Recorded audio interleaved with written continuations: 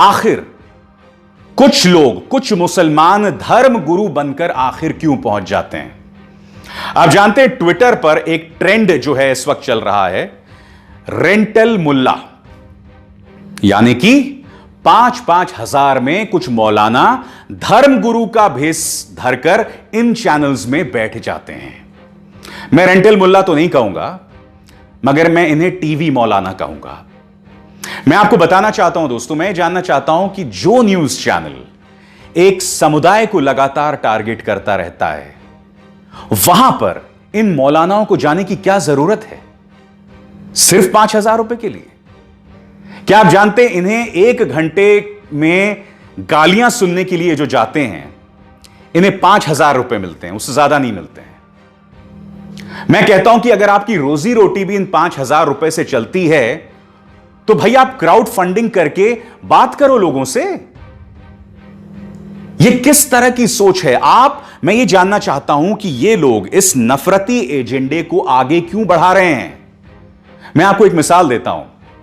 कुछ दिनों पहले एक मिसाल सामने उभर कर आई थी कि एक मुस्लिम लड़की गीता के श्लोक पढ़ रही थी, और यकीन मानिए दोस्तों, जब वो लड़की गीता के श्लोक पढ़ रही थी ना, तो बहुत खूबसूरत लग रहा था।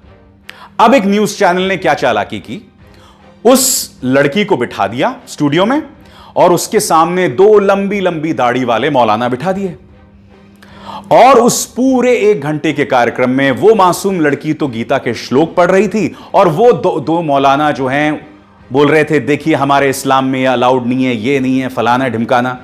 अब आप सोचिए, ये तस्वीर जब दिखाई जाती है तो इसका क्या फर्क पड़ता है आम जनमानस पर? उन 2 मौलानाओं को वहां जाने की क्या जरूरत थी?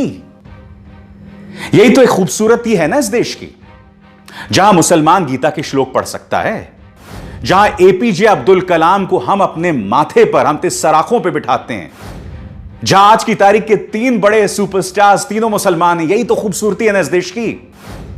क्या ये टीवी के मौलाना इस बात को नहीं समझते हैं? आखिर क्यों चंद रुपयों के लिए तुम उन न्यूज चैनल्स पर जाके बैठ जाते हो और पूरे कौम को बदनाम करते हो? मैं आज इसलिए बता रहा हूं क्योंकि इन्हीं न्यूज चैनल्स पर जब पालघर लिंचिंग को हिंदू मुस्लिम बनाने की कोशिश की जा रही थी, ये टीवी मौलाना वहां जाकर बैठ जाते हैं। आखिर क्यों? ये आपकी जिम्मेदारी है। अगर आप इनके परिवार के सदस्य हैं तो इनसे बोलिए कि ऐसा शर्मनाक काम न करें, क्योंकि इसके जरिए सिवाय समाज के अंदर दोहराव पैदा करने के और कुछ नहीं हो रहा है। सिवाय मुसलमानों की बदनामी के कुछ नहीं हो रही है इसके जरिए।